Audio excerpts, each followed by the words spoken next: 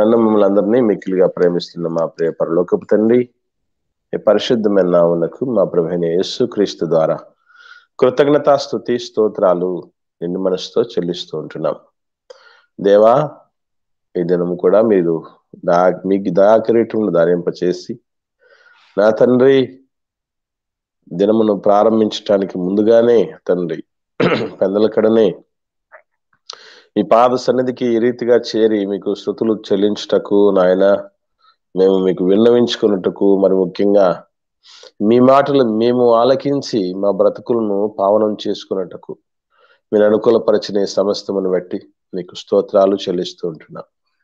దేవా, మేము సజ్జులుగా నిలిచి మిమ్మల్ని మహిమపరచాలి నాయన. అది మా కనీస ధర్మం, మా బాధ్యత, మా జీవితానికి ఎంతో భాగ్యం. మీకు మహిమ కలిగే రీతిగా మేము సమస్తమును జరిగించినట్లు కృప దయచేయమని, అందుకు కావలసిన ఆత్మ సహాయాన్ని అనుగ్రహించి మీరే మహిమ ఘనత ప్రభావం పొందుకునమని యేసుక్రీస్తు ప్రభువుల వారి పరిశుద్ధమైన నామంలో ఈ ప్రార్థన మీకు సమర్పించి పొంది ఉన్నాం తండ్రి, ఆమేన్. ప్రియ దేవుని బిడ్డలారా, దేవుడి ఉన్నతమైన కృపను బట్టి ఆయన పరిశుద్ధ సన్నిధానంలో మనమందరం చేరి ఉన్నాం. ఇటు గొప్ప కృపా భాగ్యం ధన్యత మనందరికీ ఉచితంగా ప్రసాదించిన ఆత్మల కన్న తండ్రి అయిన దేవునికి యేసుక్రీస్తు ద్వారా కృతజ్ఞతాస్తుతి స్తోత్రాలు నేను చెల్లిస్తూ మీకు అందరికీ ప్రభువైన యేసుక్రీస్తు నామంలో శుభములు వందనములు తెలియచేస్తుంటున్నాను. ప్రియులారా, నిన్నటి దినాన్న మనం దేవుడి ఉన్నతమైన కృపను బట్టి ఆయన సంకల్పాన్ని గురించి నేర్చుకోవటం జరిగింది. దేవుడి సంకల్పం గురించి మనం నేర్చుకున్నట జరిగింది. దేవుడి సంకల్పం అది యాదృచ్ఛికంగానో అప్పటికప్పుడు ఆయన సంకల్పించింది కాదు. ఆయన ఎంతో ముందు చూపుతో ఈ జగత్తు పునాది వేయబడక మునుపు నుంచే ఆ దేవదేవుడు యేసుక్రీస్తు బలి విషయం కావచ్చు, క్రొత్త నిబంధనను అనుగ్రహించే విషయం కావచ్చు, ప్రతిదీ కూడా ఆయన భవిష్యత్ ప్రణాళికలో భాగంగా ఏర్పాటు చేసిందే తప్ప మరొకటి కాదు. ఆయనకు భవిష్యత్తు ఎరుగక ఆయన నాలుక ఖర్చుకునేవాడు కాదు. ఆయన మనల్ని ముందస్తు ప్రణాళిక మీరు కూడా కలిగి ఉండండి, తగులుబడి ముందే మీరు చూసుకోండి అని మనల్ని కార్యోన్ముఖులు చేసినవాడు.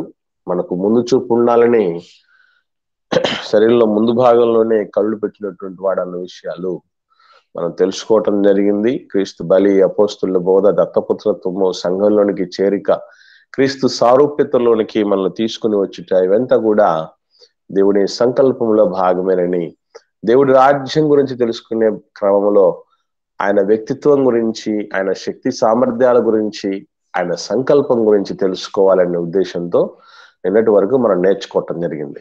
ఈ దినం దేవుని చిత్తం అనే పాఠాన్ని మనం నేర్చుకుందాం. చిత్తం అంటే ఇష్టం అని అర్థం అండి.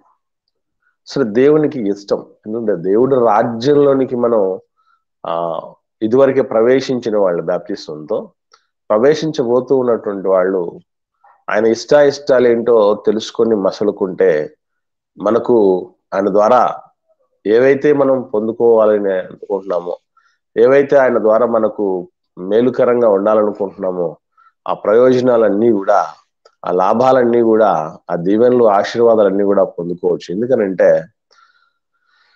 ఒక మనిషి ఇష్టానుసారంగా మనం బ్రతికినప్పుడు ఆ మనిషికి మన మీద ప్రేమ కలుగుతుంది, ఇష్టం కలుగుతుంది, మన మీద బాధ్యత పెరుగుతుంది, మనల్ని సంరక్షించాలని, కాపుదల చేయాలని, మనకు హాయిని తలపెట్టకూడదని, మనకు మేలే చేయాలని అనుకుంటుంటారు. ఇది సర్వసాధారణమైనటువంటి విషయం. మరి దేవదేవునికి ఇష్టాలేంటి? అసలు మనకు ఎన్నో ఇష్టాలు పెట్టి ఆ ఇష్టాలన్నీ కూడా ఉన్నతంగా తీర్చిదిద్దుతున్నటువంటి ఆయన దేవుడు. ఇంతకు అసలు ఆయనకి ఇష్టం నెరవేరిస్తే మనకొచ్చే లాభం ఏంటి? అసలు ఒక చోట పనిచేస్తూ ఉంటే, ఒక కంపెనీలోనో ఒక వ్యవస్థలోనో పనిచేస్తున్నప్పుడు బాస్కి ఇష్టం ఏంటో తెలుసుకొని ఆయన ఇష్టాన్ని అలాగా అంతా నెరవేర్చుకుంటూ పోయామంటే బాస్ కి అందరికంటే ఎక్కువ మన మీద దృష్టి సారించబడుతుంది. ఉన్న పాటున బాసు ప్రమోషన్స్ ఇవ్వటం కానీ, అన్ని విషయాల్లో ముందు పెట్టడం కానీ, మనకు చక్కటి ప్రియారిటీ ఇవ్వటం కానీ, గౌరవించటం కానీ, శాలరీ రైజ్ చేయటం కానీ, ఇవన్నీ ఉంటాయి. అది క్వైట్ కామన్ థింగ్. మరి దేవుడికి ఇష్టంగా జీవించినప్పుడు మనకు వచ్చే లాభం ఏంటి అనేది మనకు తెలిసినప్పుడు ఆయన ఇష్టానుసారంగా బ్రతకటానికి మనకు అందరికీ కూడా అవకాశం, వెసులుబాటు అనేది ఉంటుంది. సో దేవుడి ఇష్టం అనేది ప్రాముఖ్యంగా ఎవరు మనకంటే పర్ఫెక్ట్ గా అసలు ఈ ప్రపంచంలో, ఈ విశ్వంలో, ఈ 3 లోకాల్లో ఎవరు అద్భుతంగా నెరవేర్చగలరు అంటే 100కి 100 పాళ్ళు నెరవేర్చగలిగినటువంటి, ఆయన ఇష్టాన్ని నెరవేర్చగలిగినటువంటి వాళ్ళు కొందరున్నారు. వాళ్ళ గురించే మాట్లాడుతూ యేసుక్రీస్తు ప్రభుల వారు తమ శిష్యులకు ప్రార్థన నేర్పిస్తూ మత్తయి సువార్త 6వ అధ్యాయము 9వ వచనం నుండి చెప్పబడిన మాటల్లో, మత్తయి సువార్త 6వ అధ్యాయము 9వ వచనం నుండి చెప్పబడిన మాటల్లో యేసుక్రీస్తు ప్రభుల వారు, కాబట్టి మీరు ఎలాగో ప్రార్థన చేయండి, పరలోకమందున్న మా తండ్రి, నీ నామము పరిశుద్ధపరచబడునుగాక, నీ రాజ్యం వచ్చుగాక, నీ చిత్తం అంటే నీ ఇష్టం పరలోకమందు నెరవేరుచున్నట్లు భూమి మీదను నెరవేరునుగాక అని ప్రార్థన చేయండి అని చెప్తాడు. సో ఈ మాటలోనే మనం ఆలోచన చేయాల్సిన విషయం ఏంటంటే, పరలోకంలో దేవుడి చిత్తం నెరవేరుతుందట, దేవుని ఇష్టం పరలోకంలో నెరవేరుతుందట. ఇంతకు దేవుని ఇష్టాన్ని పరలోకంలో నెరవేరుస్తున్నది ఎవరు? ఆయన ఇష్టాన్ని ఎవరు ఆయన ఇష్టానుసారంగా బ్రతుకుతున్నారు? ఆయన ఆదేశానుసారంగా ఆయన ఏం చెబితే అది తోచా తప్పకుండా ఎవరు పాటిస్తున్నారంటే, పరలోకంలో 2 వర్గాలే ఉన్నాయి. ఒకటి కుమారులు, 2 దాసులు లేక పరిచారకులు లేదా దేవదూతలు, సేవకులైన ఆత్మలు అని. కుమారులు యేసుక్రీస్తు ప్రభుల వారు, పరిశుద్ధాత్మ దేవుడు. వీరు ఇరువురు అంటే యేసు ప్రభుల వారు, పరిశుద్ధాత్మ దేవుడు, ఆ తదుపరి దేవదూతలు, వీళ్ళు దేవుడి చిత్తాన్ని ఎట్లా నెరవేరుస్తారంటే వాళ్ళకి ఇంకా వేరే యావ కనబడదండి. ఇక వేరే ఇష్టాలు ఏమి ఉండవు. వాళ్ళ సొంత ఇష్టాలు, వాళ్ళ సొంత అభిప్రాయాలు ఇవన్నీ కూడా పూర్తిగా ప్రక్కన పెట్టి నా తండ్రి ఇష్టమే నా ఇష్టం, ఆయన సంతోషమే నా సంతోషం. ఆ రోజు రూతమ్మ తల్లి అంటుంది కదా వాళ్ళ అత్తయ్యతో, నయోమి గారితో, నీ దేవుడే నా దేవుడు, నీ జనమే నా జనం, నీవు పాతి పెట్టబడి చోటున నేను పాతి పెట్టబడతాను అంటుందే. అట్లాగా వీళ్ళందరి పరిస్థితి అంతే. పూర్తిగా ఆ దేవుని యొక్క ఆలోచన ఏమైందో, ఆయనకు సంతోషం కలిగే పరిస్థితులు ఏవైతే ఉన్నాయో అవన్నీ ఓన్ చేసుకుని వాళ్ళు దాంట్లో పూర్తిగా లీనమైపోయినటువంటి పరిస్థితి. అటు యేసుక్రీస్తు ప్రభుల వారు కావచ్చు, పరిశుద్ధాత్మ దేవుడు కావచ్చు, ఆ తర్వాత దేవదూతలు కావచ్చు. మరి వీళ్ళకు ఎంత ఆధిక్యత వచ్చిందని అంటే ప్రత్యేకంగా చెప్పనక్కర్లేదు. దేవదూతలకి ఎంత పరిస్థితిని దేవుడు ఇచ్చాడు అని అంటే, ఆయన ఇష్టం నెరవేరుస్తున్నందుకే ఒక కెరూబుకి, అభిషేకించబడిన కెరూబుకి అందరికంటే ఎక్కువ హోదాని ఇచ్చాడు. దేవదూతల మీద వాళ్ళు కూడా క్యాడర్లు ఇచ్చి, ప్రధాన దేవదూత గబ్రియేలు, ప్రధాన దేవదూత మికాయేలు అనే మాటలన్నీ కూడా మనం చూస్తూ ఉంటాం. సో ఇవన్నీ మనం ఆలోచన చేస్తే పని వాళ్లకు క్యాడర్లు ఏం అవసరం అండి?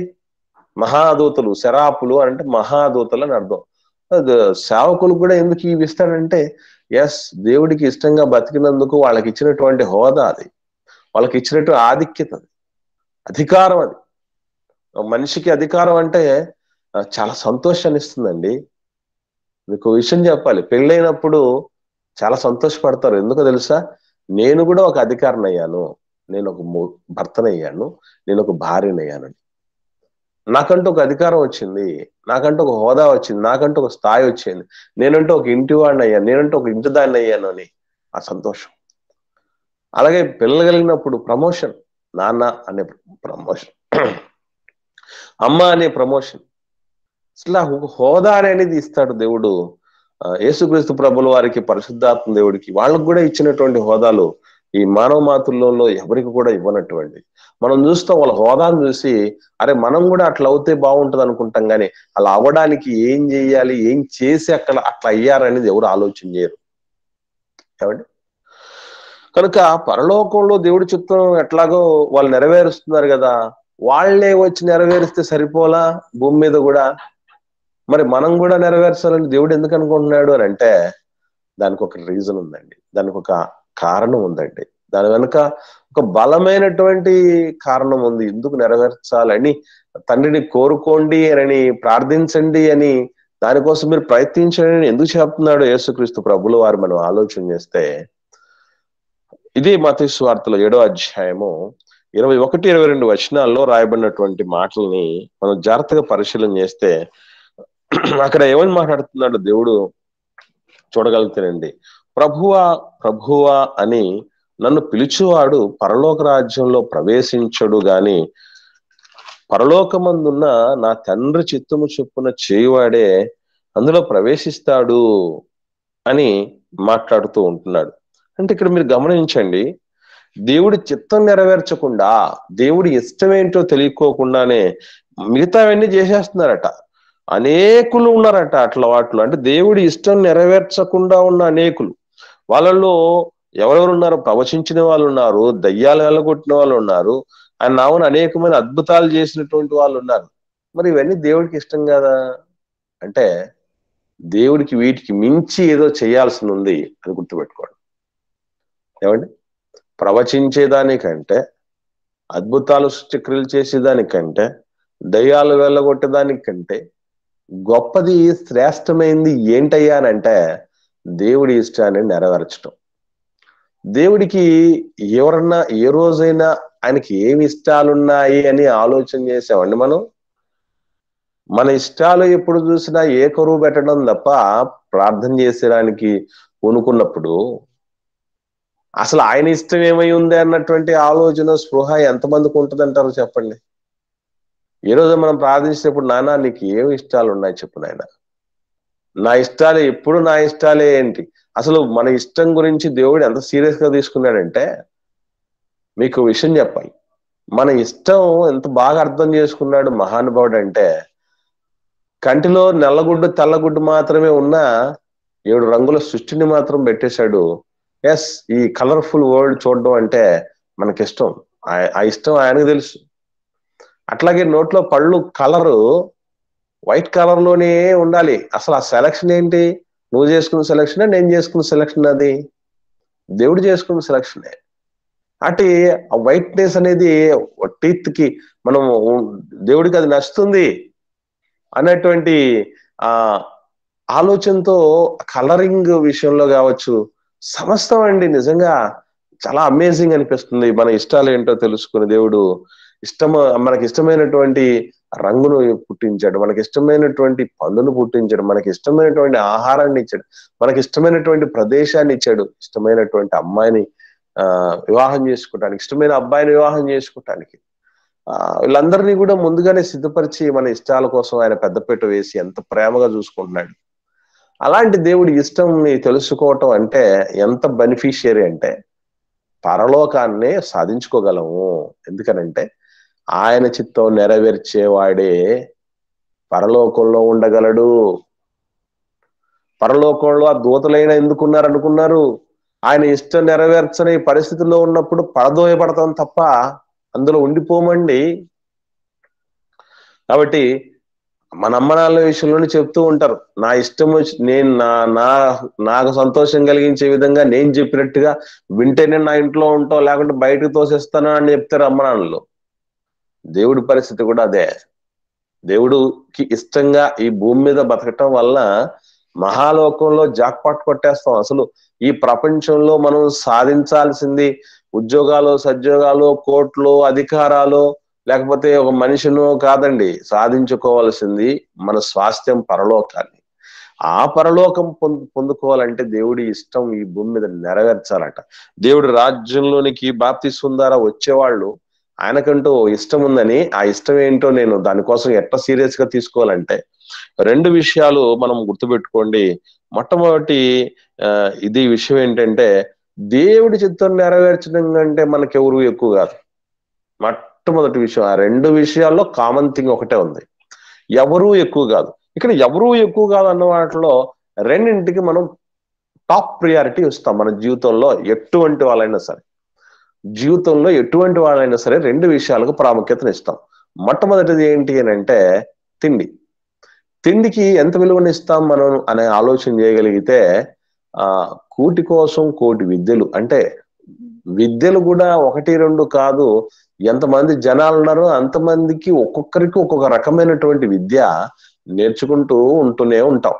ఎందుకనంటే అది ఆ కడుపు మనల్ని తొందర పెడుతుందట.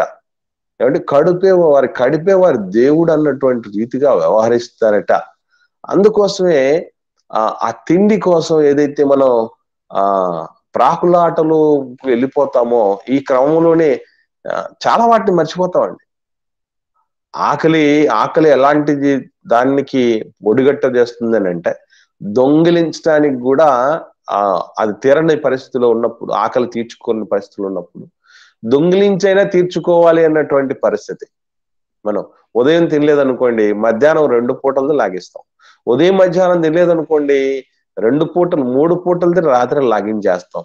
ఈ రోజు తినలేదనుకోండి, ఈ రోజుది రేపటిది కలిపి పూర్తిగా ఎక్కువ తినాలనే ఆలోచన చేసి తినేస్తాం. దాన్ని బ్యాలెన్స్ ఉంచుకోం మనం. దాన్ని ఎంటీగా పెట్టలేం మనం ఆ పొట్టని. కాబట్టి ఆ తిండి ఏదైతే ఉందో దానికంటే ఎక్కువ ప్రియారిటీ ఇవ్వాల్సింది. అలా ఇస్తేనే మనం నెరవేర్చగలం. ఏమండి, ఒకసారి యోహాను సువార్తలో 4వ అధ్యాయంలో ఒక సందర్భం మనకు తెలుసు. సమరయ స్త్రీతో యేసుక్రీస్తు ప్రభులు వారు మాట్లాడుతూ చెప్పినటువంటి మాటను ఒకసారి జాగ్రత్తగా పరిశీలన చేస్తే, యోహాను సువార్త 4వ అధ్యాయము 31వ వచనం నుండి ఈ సందర్భాలు మనకు కనబడితే 31 నుంచి 34 వరకు, శిష్యులు వచ్చి బోధకుడా భోజనం చేయమని ఆయన్ను వేడుకొన్నారు. అప్పుడు యేసుప్రభువు అంటున్నాడు, భుజించకు మీకు తెలియని ఆహారం నాకు ఒకటి ఉంది అని మాట్లాడుతూ ఉంటే, శిష్యులు వీళ్ళేమనుకున్నారు 33వ వచనంలో, ఆయన భుజించకు ఎవడైనా ఏమైనా తెచ్చినేమో అని ఒకరితో ఒకడు చెప్పుకోండి. అంటే ఎవరైనా ఏదైనా తెచ్చినేమో అని ఎందుకు చెప్పుకోవాలనుకున్నారంటే, అంతకు ముందు ఎవరో చెప్పారు. దైవజనుడు అంటే మామూలుగా పెట్టరు కదండి ఎవరైనా కూడా. కాబట్టి ఎందుకంటే దైవజనుడిని చూసుకోవటం అనేది ప్రభువుని చూసుకున్నట్టుగా లెక్క. అంటే ప్రభువులాగా బ్రతికి ప్రభువును ఆదర్శంగా కలిగినటువంటి దైవజనుడు మళ్ళీ ఎవరిని పడితే వాళ్ళని అనుకున్నారు మీరు కాదు. సో ప్రభు అడుగుజాడల్లో నడుస్తున్నటువంటి దైవజనుల కోసం ప్రత్యేకమైనటువంటి ప్రియారిటీ ఇవ్వటం తప్పులేదు. అలా ఇస్తూ ఉన్నటువంటి వాళ్ళు చాలా మంది ఉన్నారు. ఈ క్రమంలోనే అలాగే ఎవరన్నా తెచ్చింటారేమో అని అనుకున్నారు వీళ్ళు. కానీ యేసుప్రభువు అంటున్నటువంటి మాట ఏంటంటే 34లో, యేసు వారిని చూచి, నన్ను పంపిన వాని చిత్తము నెరవేర్చుట, ఆయన పని తుదముట్టించుట నాకు ఆహారమై ఉన్నది. ఆయన ఇష్టం నెరవేర్చడం అంటే ఏంటి అర్థం అంటే, ఆయన పనిని పూర్తి చేయాలి. ఆయన ఏదో పని ఇచ్చాడు మనకి, ఏదో పనిని పెట్టి పంపించేశాడు. ఈరోజు అమ్మనాన్నల ఇష్టం ఏంటి అంటే చెప్పిన పని చేయటం, అంతే కదా. పెద్దల ఇష్టం ఏంటంటే చెప్పిన పని చేయటం. నేను ఎప్పుడు సంతోషపడతాను? పిల్లలుగా ఆత్మీయమైనటువంటి బిడ్డల స్థానంలో ఉన్నటువంటి మీరు, నేను ఎప్పుడే ఏదైతే చెప్పి ఆదేశిస్తానో దాన్ని మీరు తుష తప్పకుండా పాటించినప్పుడు నేను సంతోషం. నా విషయమై మీ విషయమై అందరి విషయమై తండ్రి ఎప్పుడు సంతోషపడతాడు? ఆయన ఏదైతే చెప్పాడో మనందరికీ మూకుమ్మడిగా అది నెరవేరుస్తూ ఉన్నప్పుడు మనల్ని బట్టి దేవుడు సంతోషపడతాడు. ఇంక దేవుడి చిత్తాన్ని నెరవేర్చడం అంటే ఆయన సంతోషపరచటమే, ఆయన పనిని పూర్తి చేయటమే. ఆయన చెప్పిన పనిని పూర్తి చేసే క్రమంలో ఏం చేయాలంటే తిండిని కూడా ప్రక్కన పెట్టాలి. యేసుప్రభు ఎంత డెడికేటెడ్ అంటే, ఆ సమరయ ప్రాంతానికి వచ్చిందే నీళ్లు తాగడానికి. ఆ యాకోబు బావి అనేటటువంటి ఆ ప్రదేశంలో నీళ్లు తాగడానికి ఎండవేళ ఎంతో అలసిపోయి యేసుప్రభు మనలాంటి పనులు చేసుకుంటూ, మన సొంత పనులు చేసుకుంటూ బతుకుతున్నట్టు వచ్చినవాడు కాదండి ఆ మహానుభావుడు. మనలాగా ఆయన సంపాదించుకోవాలనుకుంటే, మనలాగా ఆయన కుటుంబాలతో ఉండాలనుకుంటే మనం ఏమైపోయాం అండి అసలు చెప్పండి. అసలు మనం బ్రతకడానికి ఎవరికి స్ఫూర్తి అండి? మనకు ఎవరిని స్ఫూర్తిగా తీసుకొని బ్రతకడానికి అవకాశం ఉండి చెప్పండి. సో అందరూ గుర్తుంచుకోవాల్సిన విషయం ఏంటంటే, ఈ తిండి కంటే ఆహారము నీళ్ల కంటే ఎక్కువ ప్రియారిటీ దేవుడి చిత్తాన్ని నెరవేర్చడానికి ఇవ్వాలి. ఎందుకనంటే కొన్ని కొన్ని సందర్భాల్లో దేవుడి చిత్తం నెరవేర్చడానికి ఇవి కూడా ఆటంకం అవుతాయి. చాలా మంది చూడండి, ఎందుకు మీరు సంఘానికి రాలేకపోతున్నారు, సహవాసానికి రాలేకపోతున్నారు, వాక్యం వినలేకపోతున్నారు, నేర్చుకోలేకపోతున్నారు, దేవుడి సన్నిధికి రాలేకపోతున్నారు, ప్రార్థన చేయలేకపోతున్నారు, భక్తి జీవితంలో ఎందుకు వెనపడుతున్నారు అంటే ఏం చేస్తా ఉన్నారు? జీవన పోరాటం అంటారు.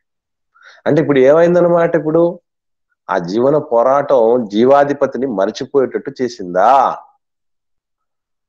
ఎంత ప్రమాదకరం అది, ఎంత తప్పండి, ఎంత పొరపాటండి అది.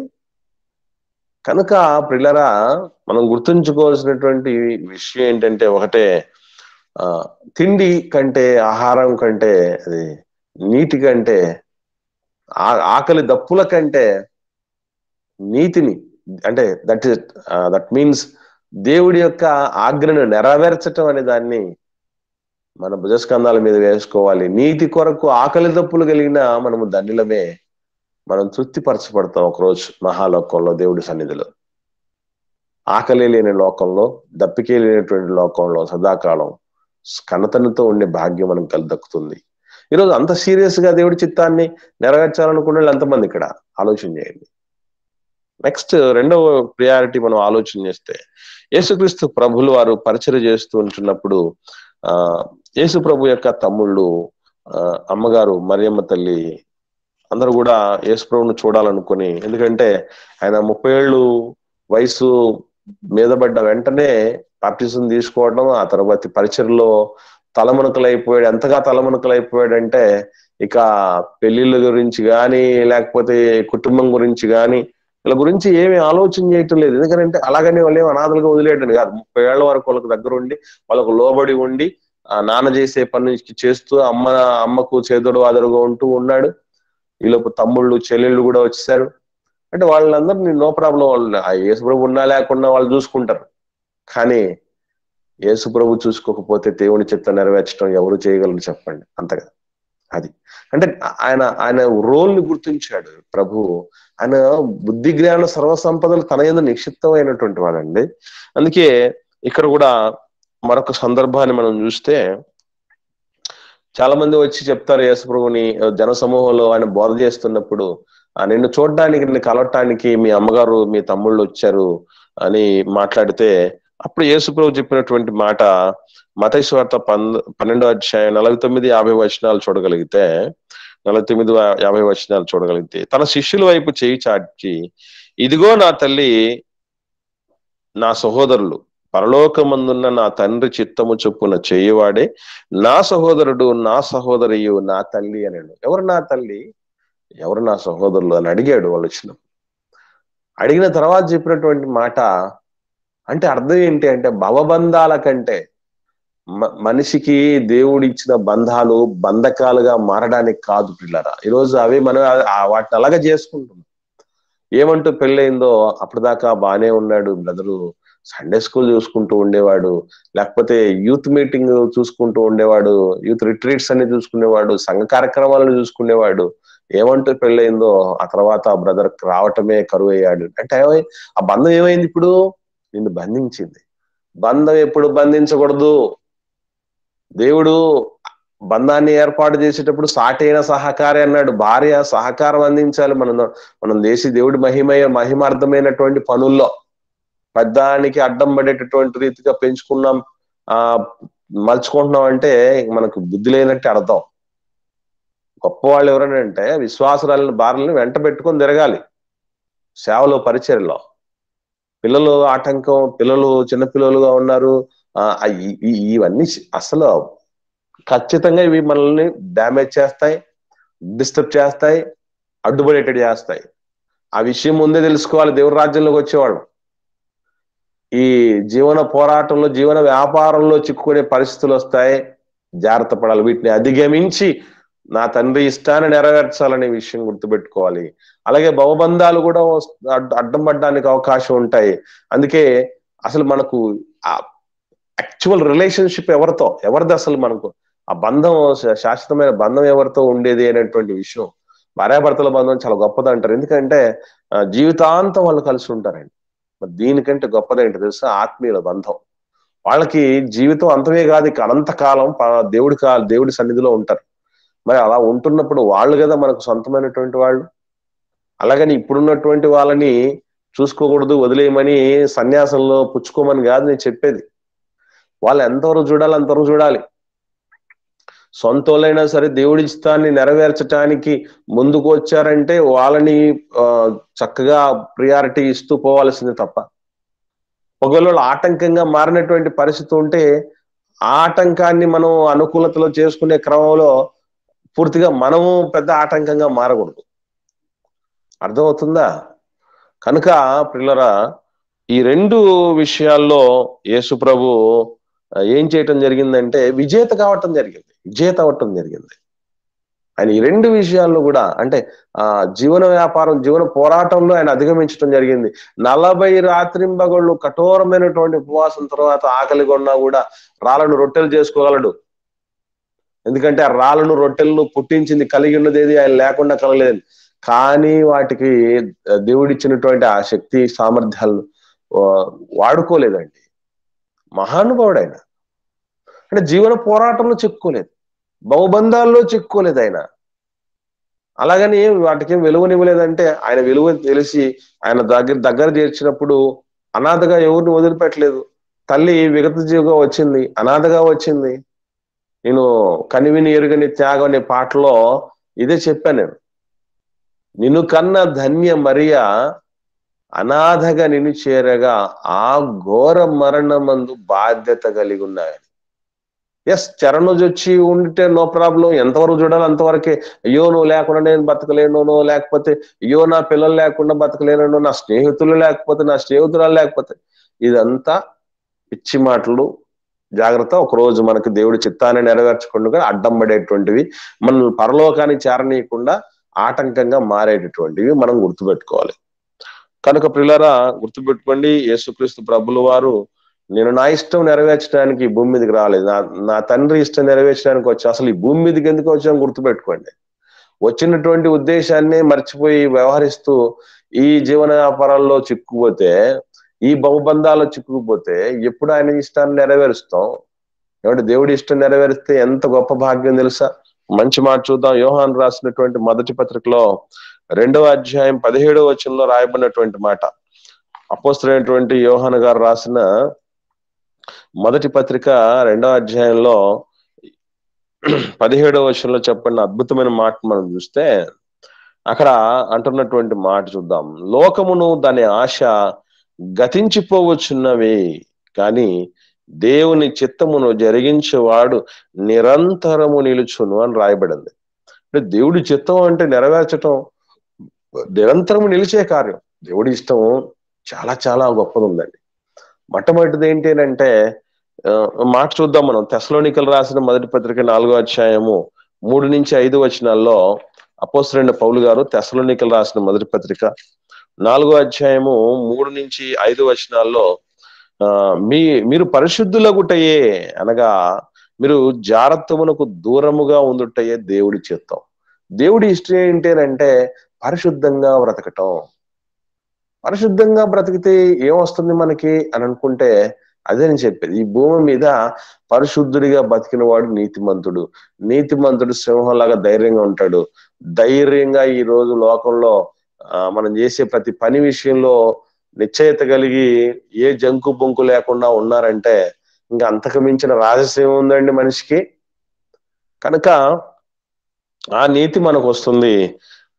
ఆ పరిశుద్ధులవటం అంటే అర్థం ఏంటి అని అంటే జారత్వానికి దూరంగా, అక్రమ సంబంధాలకు, వివాహానికి ముందు కానీ వివాహానికి తర్వాత కానీ అక్రమ సంబంధాలకు మనం తెగబడ్డం అనేది మొట్టమొదటిసారిగా మనం అలవరుచుకోవాల్సినటువంటి లక్షణం. ఎందుకనంటే అటువంటి దానికి అలవాటు పడిన వాళ్లకు ఇక దేవుడి చిత్తం కూడా కనపడదండి. చిన్న ఎగ్జాంపుల్ చెప్తాను మీకు. సంసోను గారిని దేవుడు ఏర్పాటు చేసుకోవటం అనుకున్న ఉద్దేశం ఏంటి? ఫిలిస్తీన్ల చెరలో నుంచి ఇశ్రాయేలును కాపాడడానికి సంసోను దేవుడు ఈ లోకంలోనికి పంపించాడు. కానీ ఆ ప్రత్యేకమైన ఒకే ఒక ఉద్దేశమే, ఆయన ఇష్టమే, ఆయన చిత్తమే నెరవేర్చడానికి ఆయన వళ్ళబడలేదు. కారణం ఏంటి? జారుడైపోయాడు. ఎక్కడ పోతే అక్కడ వేశ్యను ఒకదాన్ని చూసి దాన్ని వాటి మోహించి వాటితో ఉండటం అనేది చూస్తూ ఉంటాం మనం అక్కడ. ఈ న్యాయపత్ర గ్రంథంలో ముఖ్యంగా సంసోను గారి చరిత్ర విషయంలో ఎక్కడైనా సరే ఎక్కడ దెబ్బతిన్నాడు అని అంటే ఆ బంధాలు, ఆ అక్రమ బంధం దగ్గరే ఆయన దెబ్బతినడం జరిగింది. అంటే దేవుడి చిత్తం కాదు అది. అలా అలవాటు అయినటువంటి వాడి జీవితం ఏమవుద్దంటే ఎంత పరాక్రమశాలైన కళ్ళు ఊడబేకబడి తిరగలు విసిరివాడే అయ్యే బానిస లాంటి జీవితాన్ని అనుభవించాల్సినటువంటి పరిస్థితి. ఇవన్నీ కూడా ప్రాక్టికల్స్ గా మనం ఆలోచన చేయాల్సినట్టు పిల్లరా.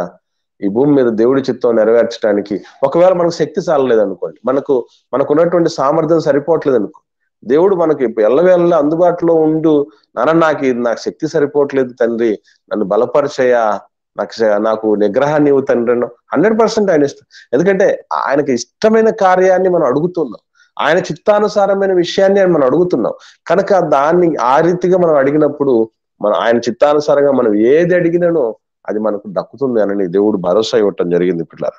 కాబట్టి మన ఆలోచన పవిత్రంగా ఉందా, మాట ఎలా ఉంది, చేత ఎలా ఉంది, ఇవన్నీ కూడా చూపులు ఎలా ఉన్నాయి, అంతా సజీవయాగం పరిశుద్ధంగా దేవుడి మహిమార్థమై అనుకూలంగా సమస్తాన్ని మన సమయాన్ని, మన బలాన్ని, మన సంపాదనను మొట్టమొదటిగా ఆయనకి ఇష్టమైన కార్యాలకు సద్వినియోగపరచాలి. అది దేవుడి చిత్తం. అది నెరవేరిస్తే ఈ భూమి మీదైనా ఆ మహాలోకంలోనైనా నిరంతరము జీవిస్తాం.